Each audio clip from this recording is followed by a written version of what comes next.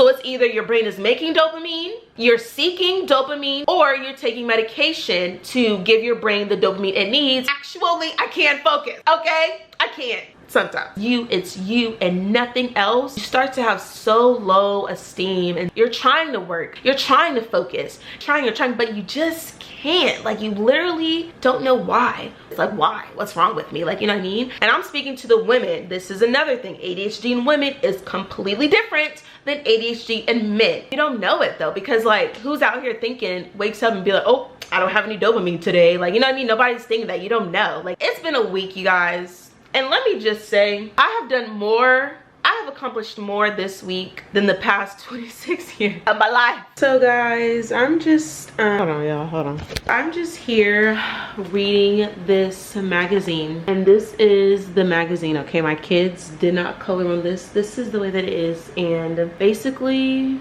I realized a lot of things. Basically, I guess this is just part of my healing journey, because I realized people, you know, I'm very open about my childhood and just, you know, the way that I grew up getting beat every day, literally. And it was normal for me, like, you know, that really wasn't, I didn't consider that trauma until I got to college and realized, like, you know, a lot of people grew up differently than me. You know, I mean, I feel pretty normal. Like, I don't think anything's wrong with me, you know. I just thought I had an angry black mom, but just, you know, minoring in psychology and just learning about abuse in general, I learned, yeah, no, I definitely did not grow up normal. I grew up with a lot of trauma, and now it is my job to heal from that trauma. But basically, I was diagnosed with ADHD, and yeah, at first, you know, I really kind of brushed it off, but the more I did research on it, like actual research and like reading articles and books and podcasts and like actually understanding and not just going with what I think it is in my head, but actually learning about what it actually is, I was like, wow, like I really have ADHD. Not only do I have ADHD, I've had ADHD since I was a kid, because everything that they describe in this magazine is everything that I got beat for growing up. I was reading this and I had to take a break because I didn't know if I wanted to continue reading, because it made me feel sad, because it made me think about some things that I didn't really want to think about, you know, like just sometimes when you go through stuff, you kind of block out certain stuff in your mind, and then it's kind of weird when you like have to think about it again, because it's like, how does this make me feel? Like, and then you realize it kind of makes you feel crappy, because like, just for example, you know, like just like, you know, being raised and like always being told that like you're bad, or like being beat because like something's wrong with you and like you're not behaving, when really as an adult you understand that like you had a real condition that your parents, at least your mother, didn't understand. Yeah, you know, basically, long story short, I'm not gonna go too much into it, but you know, like it's different for everybody. That's the thing, is like it's literally so different for everybody. Every single person who was ever diagnosed with ADHD is gonna have a completely different story, because everybody is completely different. So for me, I just remember since the age of 5, since kindergarten, I was always called the social butterfly. Literally, I remember my teachers, oh, Ariana, she's such a social butterfly. She loves everybody, everybody loves her. She talks so much, but that mouth gets her in trouble. She just talks so much. She doesn't pay attention. She doesn't sit still. She's always doing this. She's always moving around. Like, I remember my teachers, like literally parent-teacher conferences, because this is kindergarten, first grade, second grade, third grade, like literally, you know, I would, obviously ADHD is not something that you can control. So as a 5, 6, 7, 8-year-old child, I don't have the cognitive ability to be like, let me be quiet, especially if you have a condition that the whole symptom is that you don't shut up, you just keep talking. So just as a kid, and just remembering how every time I would go home, you don't want to get off the bus because you know that you're about to walk home. So like somebody who's about to just take a belt and start hitting me every day, you know, like you try. I just remember like I did not want my teachers to like write the notes in my planners. I would try everything. I was so tired of getting beat. I tried to fake my mom's signature in my planner, and like obviously I'm a little kid trying to scribble a grown adult's cursive signature, so I got caught. Teacher called my mom, got beat even worse. Like, you know, just like, I just remember, like, so like, it just breaks my heart because I never imagined like doing something like that to like my kids, you know. Like, I don't care if a teacher called me and said he did this, this, and this, like, let alone something so minuscule like talking in class, you know. I was always in trouble. I was in a corner. And it's weird even having this conversation because this is literally stuff that like I just don't think about. Like, why would I? Like, why would I like to think about like getting beat every day when I was a kid, like, you know? But part of my healing journey is spreading awareness.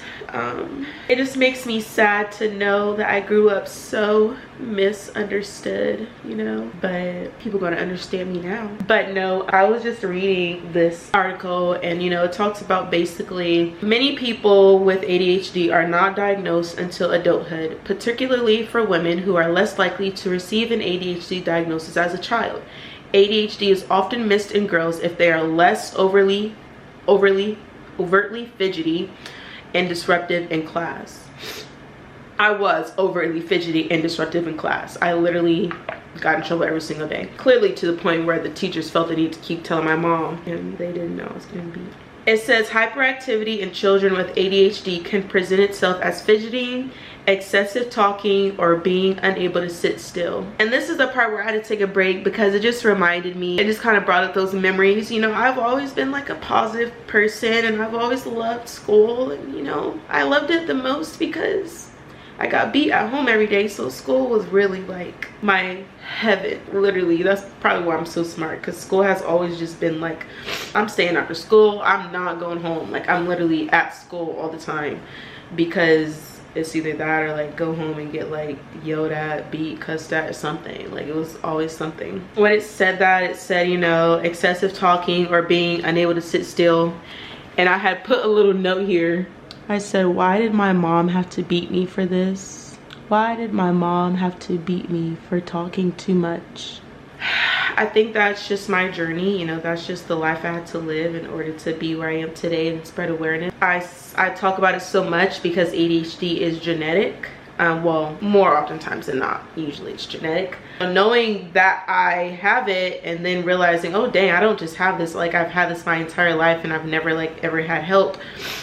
You know, I've never had medication, like I've never, just knowing that and then just seeing the way that my son Ezrin is, I'd be like, man, I get it. Like, that kid is literally me in the flesh. Like, if y'all ever wanted to know what I was like as a kid, it is him. He talks a lot, he don't stop talking. He asks questions all day, every day. Where are we going? Why are we going there? What are we doing? Who's over there? What is this? Why are they doing it like that? Like, literally, and he asks questions, I answer them. You want to know something, I'm gonna tell you.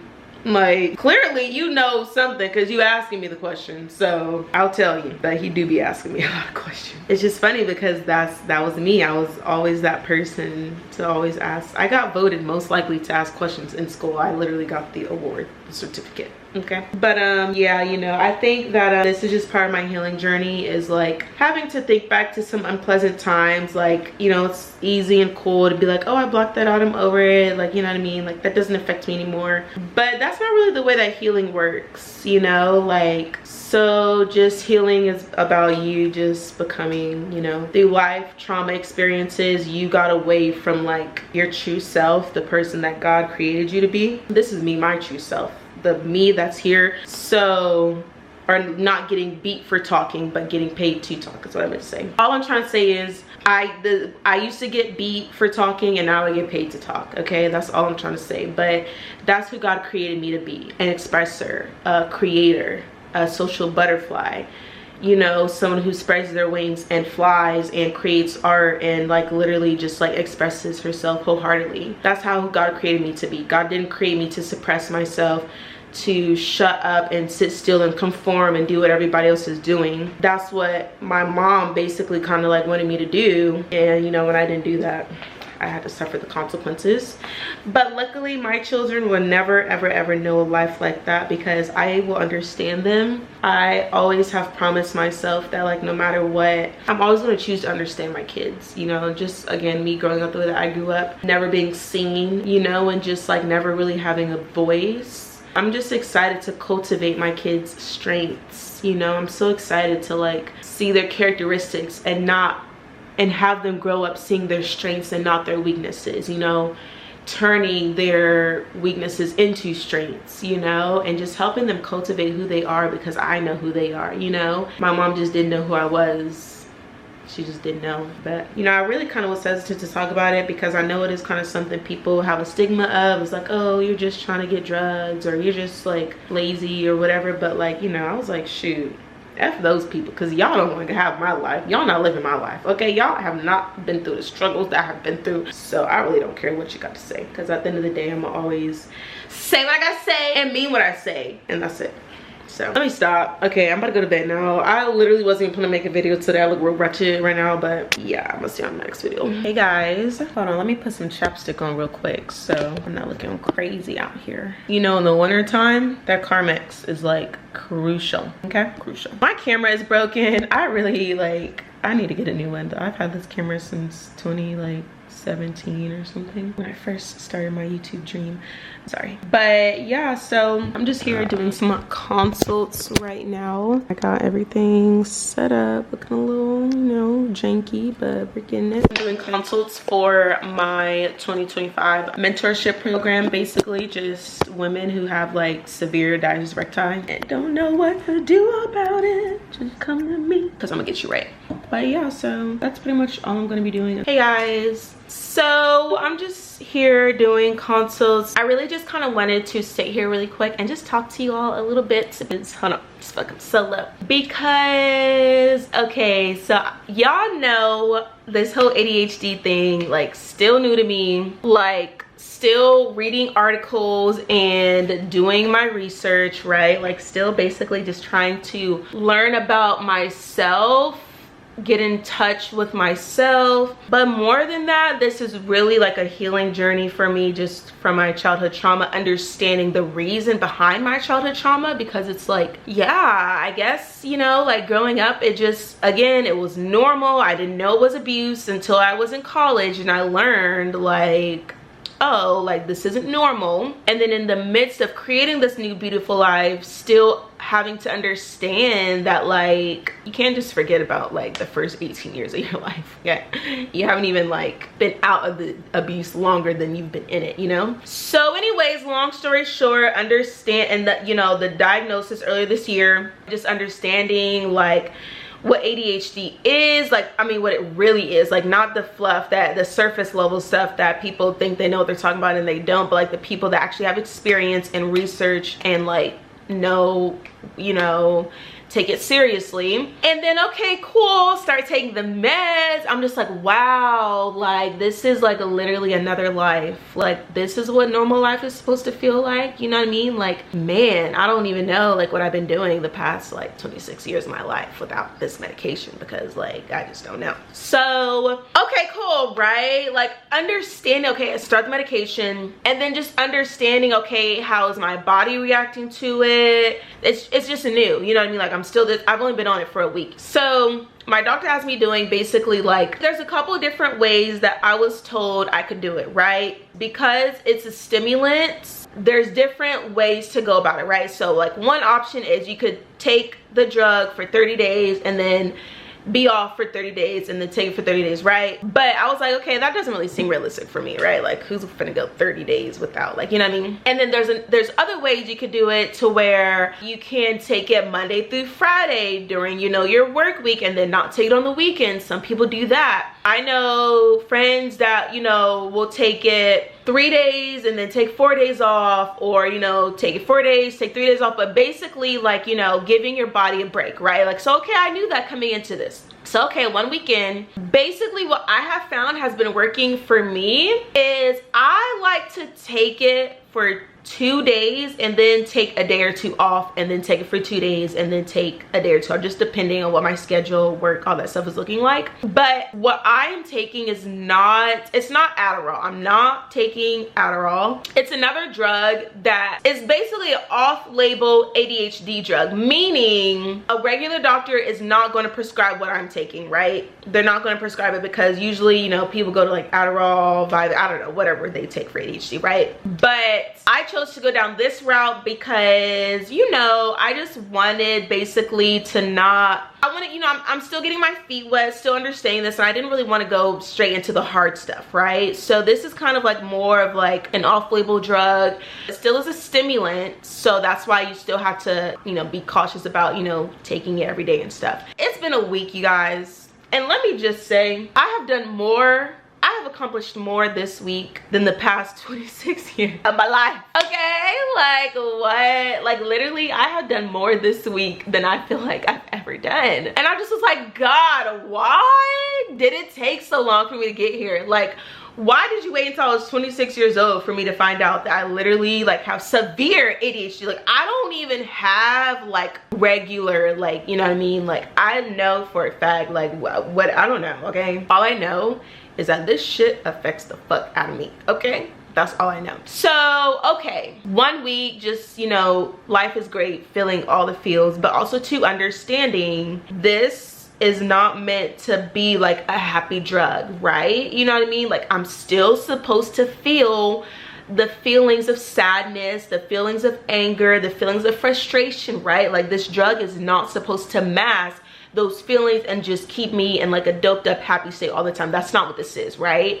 So, okay, I have that understanding, right? So just having that understanding is like, makes it more acceptable for me to go from like this great feeling that the drug does give me, because I feel just like I'm not struggling with like anxiety and depression anymore. That's the whole severe ADHD part.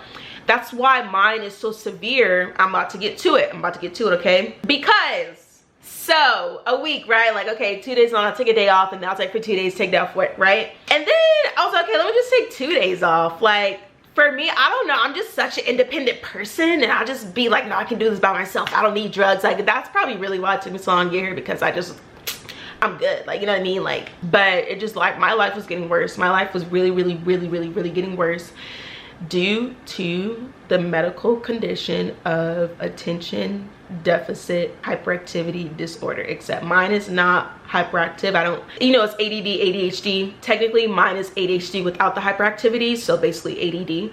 But that just goes to back to like, you know, it's just the focus. It's and it's not just the focus, that's the broad term. It's about executive functioning in your brain, meaning, okay, now we're about to get into it, okay? So I didn't take drug for like 2 days. I'm thinking like, you know, because I like to let the drug get out of my system and then start again, right? Like, I like to just kind of like get back to normal, like, you know, not euphoria, and then be like, okay, like, you know, basically just staying in like regular zone and not expecting to just be happy 24/7, because that's not reality. That's not life. You know what I mean? Like, yes, I'm grateful for the relief from the severe anxiety and depression, but I also know like I'm still gonna feel those emotions of sadness and stuff, you know? So, okay, didn't take the drug for like 2 days, and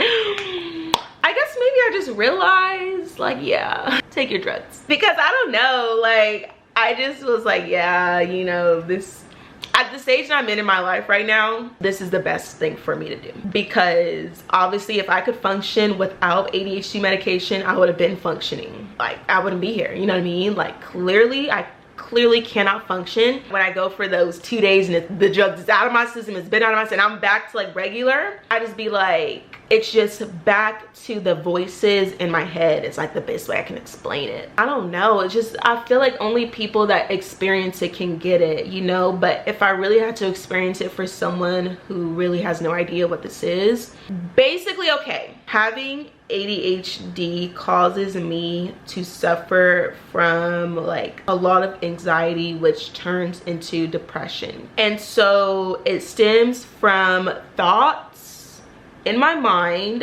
and the thoughts are there because my mind is suffering from a lack of a necessary, what is it, hormone, right? What is it, a hormone or something? I don't know. The necessary hormone of dopamine. Is dopamine a hormone? I don't know, something like that, right? But basically, like, everybody, dopamine is necessary. It's necessary to live, like, to even get up out of the bed and be like, okay, I'm gonna go to work. Like, your brain needs dopamine. It's responsible for like the reward center. So you know how you go to work because, like, you know you're gonna get paid. That's basically like what dopamine is. It's like, you know, like it's basically your mind saying you're going to get a reward for this, right? Whether it's working, eating, like whatever, exercise, whatever you're doing in your life, your brain knows. It's like giving your brain like dopamine, like, okay, here's a little dose of dopamine. Like, you know what I mean? It's necessary to live. Everybody has, well, normal people, everybody has like regular, you know, dopamine, right? People who have ADHD, it affects your brain. Basically, you basically have very low levels of dopamine. And when you have low levels of dopamine, naturally, like just in your brain, it causes you to, one, go and search for dopamine in other places, things, people, whatever around you, like outside, external, like searching for dopamine because your brain needs it. Like I said, it's necessary, it's non-negotiable.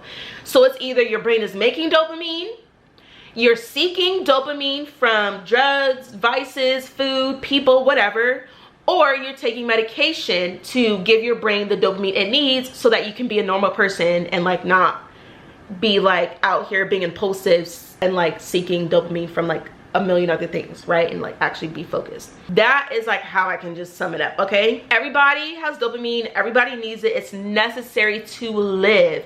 It's necessary for you to like, for me to sit down and make this video, okay? It's necessary for me to get up and go make something to eat and feed myself. Like dopamine is necessary to have in your brain.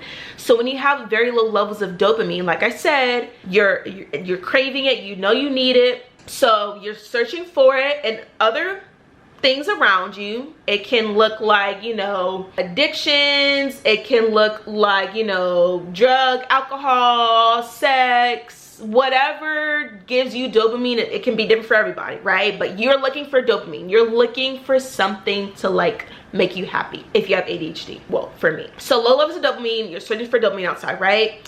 So not only that, dopamine is also responsible for what they call executive functioning, right? So, you know, you have low levels of dopamine and, you know, now it's causing you to go search for it, and then you basically just don't get anything done. You're constantly moving from one thing to another thing to another thing, constantly searching for that dopamine, that like, you know, but you don't know it though, because like who's out here thinking, wakes up and be like, oh, I don't have any dopamine today. Like, you know what I mean? Nobody's thinking that. You don't know. Like, it's literally in your brain. And that's why it's important to know the signs of ADHD, you know, and it's important to have a trusted doctor that listens to you, like listens to you and understands what you're going through and how it's affecting your life to get you the help that you need.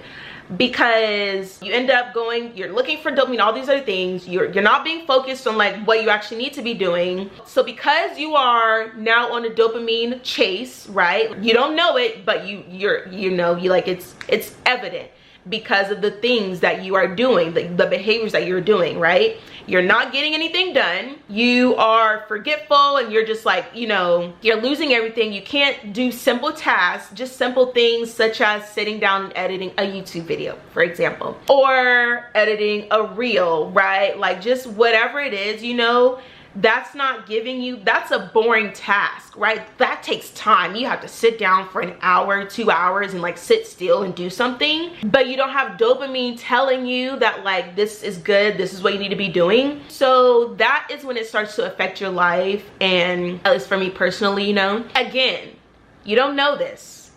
All you know is like you're trying to work, you're trying to do these things, you're trying to focus, you're trying to stay on track, you're trying to do the things you need, like you're trying, but you just can't. Like you literally don't know why. Why can't I focus? Why can't I sit down for 2 hours and like just literally like sit here and do this? Like why? What's wrong with me? Like, you know what I mean? So then you start to deal with the anxiety, the criticism. And I'm speaking to the women. This is another thing. ADHD in women is completely different than ADHD in men, okay? ADHD in men, boys are naturally hyperactive. Like my son, anybody got ADHD is also genetic, by the way. It's very much so genetic. Well, a lot of times. So the way I be looking at Ezra and I be like, oh wow, that's how I was as a kid. It's crazy, because that kid is crazy. But boys is different. They're hyper, they're active, and you'll be like, oh snap, like dude, this kid got ADHD. This kid I think he got ADHD because of the way he's acting, right? It's not like that for girls. For women, we are raised to be, you know, quiet, kept, and like, you know, very dainty, sit still, don't do anything, like, you know what I mean? Like, we're raised to be like that. So as a child, because I wasn't like that, you know, like, I definitely suffered for that. But also too, growing up with the idea that I'm supposed to be perfect, that I'm supposed to do everything right, and then as an adult, still not knowing, I don't know that I have ADHD. I still don't know. I literally am still not knowing. I'm still not able to focus and just do simple things that like literally normal people can, like, right?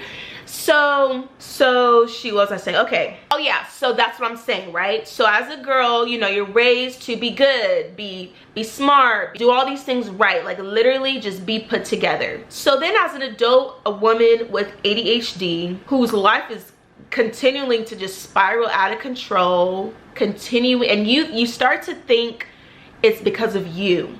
You start to put all of the blame on yourself. You don't even think possibly that like anything could be wrong with you, you know? You start to blame yourself because of your own expectations, but then also the expectations of society and the people around you. And the thing with ADHD is because, well, in women, adult women, and because you just don't know, and it's never crossed your mind that like you could even possibly have ADHD, you start to be like, damn, it's just me. I am just a failure at this point. Then like, if I can't just do simple things like this, it just must be me. Something is just wrong with me, you know? Like, I can't focus at work, I'm failing at work, my business is failing, money, this, all these things. And you start to just be like, wow, like the voices, that's what I'm saying, like the voices and the anxiety in your head start to like just convince you that like you are not enough and like you don't deserve to live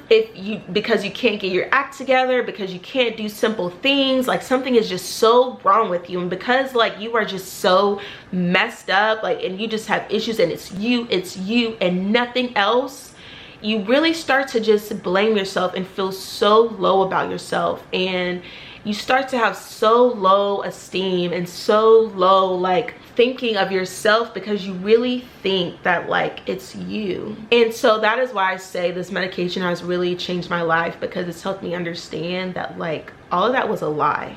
Okay, actually I am smart. Okay, actually I can't focus. Okay, I can't sometimes, but I just needed someone to like understand me and listen to me and take the time to like believe me and not, you know, just what they assumed about me, you know? I think that if by the way, I act the same as I did as a kid. That's the thing about kids, are the same. The 5 years old to 18 to 28, 26, whatever, like you are the same. Like your personality is the same, you know? Of course, life has like shaped that for you and stuff, but it's like, you know, when I think about, man, I was 5 years old, always the social butterfly, always the one who had friends in class and just talked so much to everybody, and just the energy and the, oh, like, you know, but she just can't sit still and pay attention in class. She is bad. She needs to go home and get her ass beat, because I've told you over and over again to sit down and shut up. When are you going to learn to shut up in class? You're never gonna learn, so I'm gonna have to beat you to teach you. But yeah, you know, that is just what I'm going through right now, is like forgiving, you know, my mom for like, you know, not knowing what she didn't know. But yeah, you know, that is just currently what I'm going through, is just giving myself the understanding that I didn't receive growing up, giving myself the love and compassion and kindness that I didn't receive growing up, giving myself the understanding and the benefit of the doubt and the encouragements and the support that I didn't receive growing up, you know? And also too, I share this on my YouTube channel because I know I ain't the only one that's going through this, okay? I know for a fact. If I don't know nothing else, I know that. But that's okay, because I'm here to set the motherfucker record straight, okay? There's nothing wrong with us women having attention deficit disorder. Whether you have it with that's actually how it started. It started as attention deficit disorder, meaning like your attention is deficit. They need to call it dopamine deficit disorder, actually. Sorry. But yeah, guys, just when I take the medicine, I just feel like myself. I've always considered myself to be like a very positive, optimistic, like just happy, upbeat person. Like I've always been like that.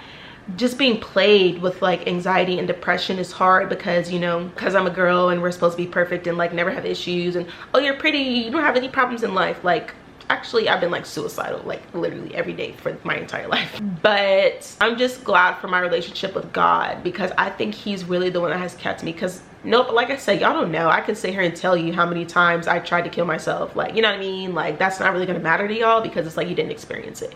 So I just thank God for like keeping my spirit and my soul in his hand, you know, and just like through all the darkest times of my life, you know, I just thank him for like, you know, being at a point now to where I'm like, okay, I get it. Like there's nothing wrong with me. Like literally nothing is wrong with me. I mean, I'm sure there is a lot of stuff wrong with me, actually. It's a lot of things wrong with me, but like it's not a bad thing that like you can't focus or concentrate. Like that's why God put doctors on this earth. And I think we just need to get rid of that stigma that like, oh, you're just lazy, oh, you just don't want to do it. Come on now, like please don't even. So I speak for the women that like experienced the same thing, have gone through the same thing. I just kind of wanted to share that with you guys. I think really the moral of the story was because I had took a couple of days off the medication, thinking like, oh, I'm like, you know, trying to see like, oh, like can I function without the medication, right? And I literally was like, why are you playing with yourself right now? Like, you know, because I just really saw the contrast. I saw how the voices came back. I saw how like the like anxiety was starting to creep back in. I was like, wait, what? Like, you know, even having the understanding of ADHD and then like being on the medicine and being like, oh, okay, like the voices are fake, like, you know, it's really just like, you know, my brain.